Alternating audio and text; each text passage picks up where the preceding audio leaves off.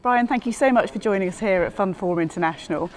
You were just in a panel talking about the prevalence of ETFs, the growth of ETFs. Is that a trend we're going to see continuing? Yeah, absolutely, Emma. And first of all, thanks for having us. It's great to be here. Indeed, ETFs have been around now for quite some time. I think the first ETF was launched in 1993. And it made its way over here to Europe about 10 years later, depending on how you measure the timing. And the ETF market is now at about $5.8 trillion in assets under management.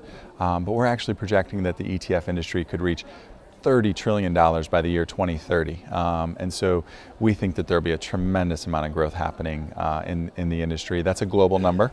So certainly the US is the larger market, with Europe being the second largest market, but growing actually at a very fast rate. And how do those two markets differ? What is the key differences between those, and are they actually coming closer together as time progresses? Yeah, I'm really glad you asked that question. So indeed, we do see that they're more coming together, and so we're seeing a lot of the behaviors that are starting to look the same in different markets, which generally is a really good thing.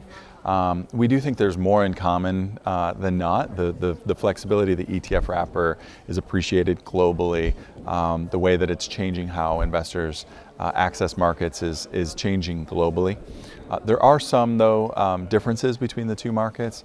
Europe, of course, is a little bit more fragmented, which is just the nature of Europe. A couple different language, different currencies, multiple exchanges. These are all things that just make the ETF market in Europe a little bit different than the US, where you have kind of a single settlement body and more of a cohesive network. Yeah, you have more complexities.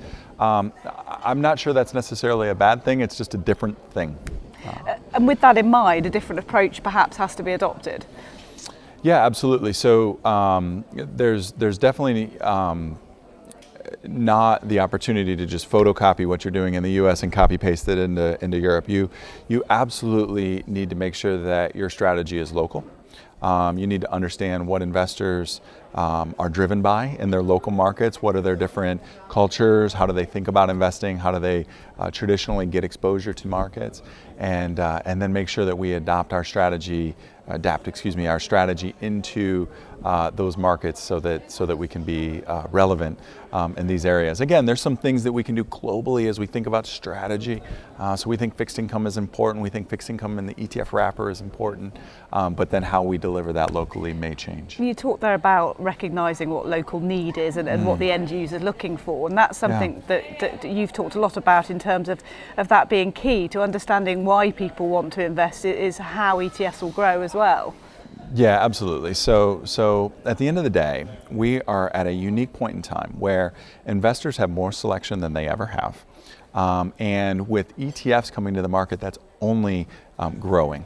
And in addition to that, investors are more educated than they've ever been, and they have the opportunity to build even more precise portfolios for what they're trying to achieve with their money, whether that's, pass it on to charity, whether that's pay for education. There's different financial objectives that every single individual has. And so as we're building out the ETF industry with all of these different pieces, what I call components of the portfolio, they can now take that selection, put them together, and get an even more precise outcome aligned with the goals that they're trying to achieve in their portfolios. In order to marry those two things, so that what the investors want and what the asset managers want, there needs to be education too, and perhaps a little bit of myth busting. Tell me about that and what you think the greatest myths around ETFs are and that need to be explained a bit more. Good question. So you said it, the important thing is education, and we're at JP Morgan spending a ton of time really trying to educate investors, make sure that we're as transparent as possible. We put white papers on our website. We provide a lot of content to really just help investors get educated around the market. A couple of my favorite myths: the ETF industry is too big. So like I said, $5.6 trillion.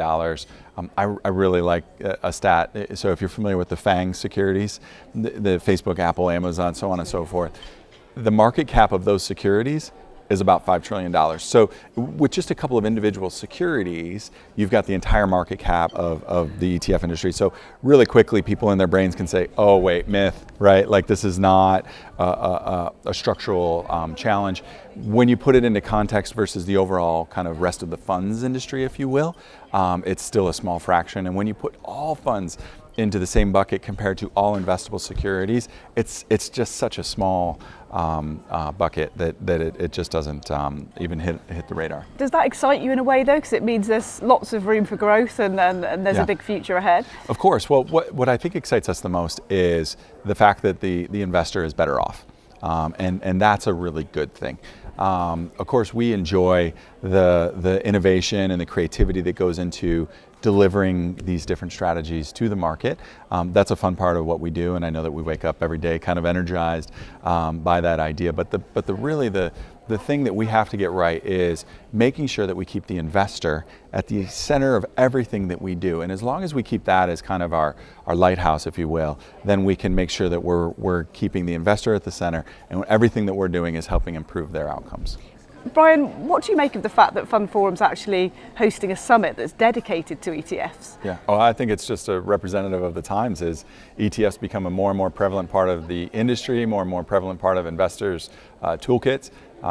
It's just a natural outgrowth of what we're seeing in the marketplace. And you're going to be seeking out, you said to me, some contrarian views on that, because you want challenging, because that's how development and change happens. Yeah, you got it. Yeah, I'm gonna look for people that disagree with me or that I disagree with their views, and then take time to understand what it is that they're thinking, so that I can improve. Because my guess is they're probably right and I'm wrong, and so I need to learn. Well, thank you so much for taking time out of your busy schedule to talk to me today too. My pleasure. Thank you. Thanks, Emma.